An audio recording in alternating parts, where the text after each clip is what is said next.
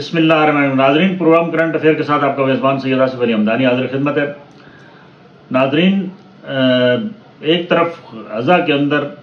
جو ہے وہ دن بدن صورتحال خراب ہو رہی ہے، معصوم بچوں کی چیخ و پکار، اور جو مسلمان وہاں شہید ہو رہے ہیں ان کی چیخ و پکار ہمارے ظالم جابر قسم کے مسلم حکمرانوں کے کانوں میں ابھی تک گونج رہی ہے، لیکن ان کے اندر ہمت توفیق نہیں ہے کہ وہ اٹھ کھڑے ہوں اور اس ظلم کا جواب دیں، اور اس جاہریت کو، اس ظلم کو، اس بربریت کو جو ہے وہ عالمی طاقتوں کے سامنے سیسا پلائی دیوار بن کے کھڑے ہو جائیں اور روکوائیں۔ اور کوئی جو ہماری OIC ہے وہ بالکل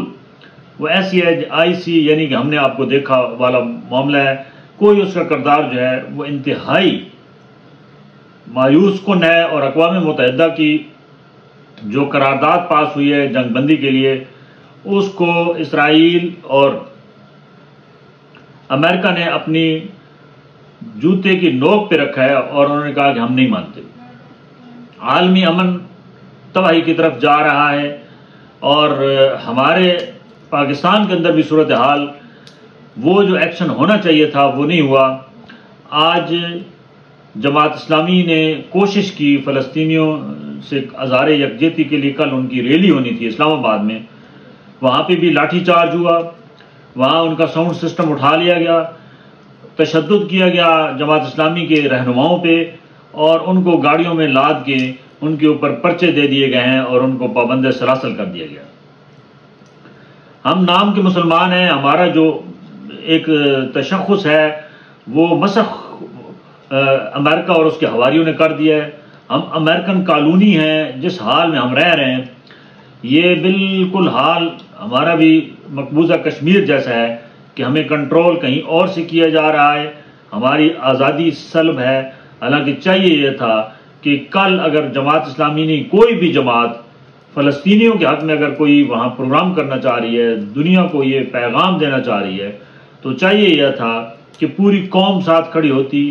حکومت فل فیسیلیٹیٹ کرتی۔ حکومت نے جو آج ریاستی پھر ایک مرتبہ تشدد کیا،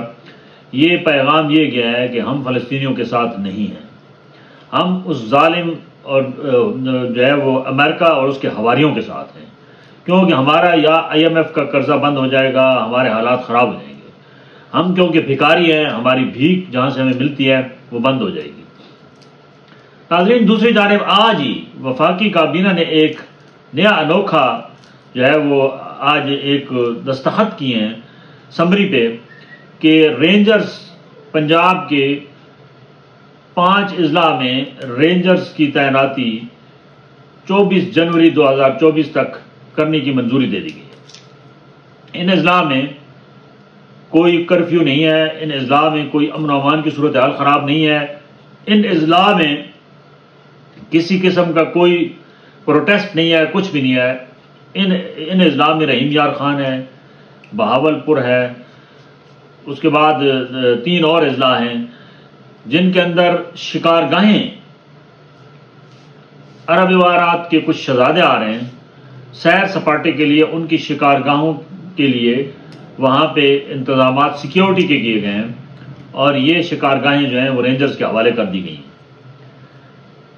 وفاقی حکومت نے باقاعدہ اسمبلی منظور کر کے پنجاب حکومت کو بھیج دیا ہے کہ رینجرز آپ یہاں اس تمام ان 5 اضلاع میں شکارگاہوں کے گرد و نواح میں سخت سیکیورٹی کے انتظامات کیے جائیں۔ شہزادے جب آئیں تو ان کو خوب عیاشی کرائی جائے، ان کو شکار کرایا جائے، ان کو طرح طرح کے لذیذ قسم کی جو ہے وہ اور عیش و عشرت کے جتنا سامان ہے وہ پرووائڈ کیا جائے۔ ہماری دوسری جانب سعودی عرب میں دیکھ لیں، وہاں پہ کیا ہو رہا ہے، وہاں پہ بھی فیسٹیول ہو رہے ہیں۔ کچھ خدا کا خوف ہمارے اندر ہے ہی نہیں کہ جو آج جو کچھ فلسطین کے ساتھ ہو رہا ہے، اللہ نہ کرے کل یہ ہمارے ساتھ ہوگا تو کیا وہ باقی مسلم ممالک ہمارا ساتھ دیں گے؟ ہم نے اپنی قومی غیرت کھو دی ہے، ہم نام کے مسلمان ہیں، ہمارا عمل جو ہے وہ سارا یہود و نصارہ کے ساتھ ہے، اور ہم ان کے بہترین ساتھیوں میں سے ہیں، قابل اعتماد ساتھیوں میں سے ہیں۔ ہم مسلمانوں کے ساتھی نہیں ہیں، ہم مظلوم کے ساتھی نہیں ہیں، ہم ظالم کے ساتھی ہیں، کیونکہ ہمیں ڈر خوف ہے کہ یہ ہماری جو جان ہے یہ کہیں ضائع نہ ہو جائے. لیکن اللہ کی لاٹھی بڑی بے آواز ہے، وہ دیکھ رہی ہے کہ اس وقت مسلم امہ کے کون کون سے حکمران جو ہیں وہ امریکن اور ان کے حواریوں یعنی اسرائیل امریکن وہ امریکہ ہی ہے، اس کی جارحیت کو روکنے کے لیے کیا کر رہے ہیں اور ہم کیا کر رہے ہیں. مجھے بہت افسوس کے ساتھ کہنا پڑ رہا ہے کہ نگران حکومت کوئی کام ایسا نہیں کر رہی ہے جس سے ہماری کو قومی عزت و وقار میں اضافہ ہو رہا ہو، بلکہ ہر جگہ ہمارا قومی عزت و وقار خاک میں ملایا جا رہا ہے. ہم ایک 24 کروڑ لوگوں کی جیتی جاگتی قوم ہیں، لیکن ہمیں اس قدر بھکاری بنا دیا گیا ہے کہ ہمارے اندر اب بھیک مانگنے کے علاوہ اور کوئی خصوصیت نہیں رہی ہے. ہمارے لوگ دیکھیں سود پہ قرضے لیتے ہیں، پورا نظام سودی ہے، پورا سسٹم سود میں جکڑا ہوا ہے، اور اسی لیے تو اللہ کا عذاب یہاں پہ ہے. دوسری جانب آج ورلڈ کپ کا بڑا اہم میچ تھا نیوزی لینڈ اور آسٹریلیا کے درمیان. بڑا تراکے دار، یہی پتہ چل رہا تھا کہ T20 ہو رہا ہے،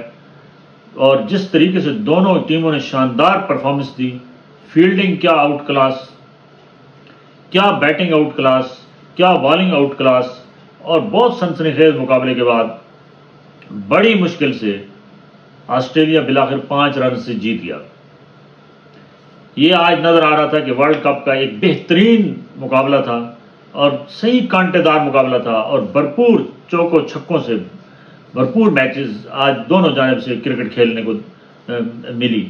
اور یہی ہے کہ پاکستان کی ٹیم بھی اگر ایسا کھیلے تو کوئی وجہ نہیں ہے کہ پاکستان جو ہے وہ اوپر نہ آتا. لیکن بدقسمتی سے آج آسٹریلیا کی جیتنے کے بعد پاکستان کے اگلے مرحلے یعنی سیمی فائنل میں پہنچنے کے چانس اب 0% ہو گئے. اب بابر 11 کچھ بھی کر لے،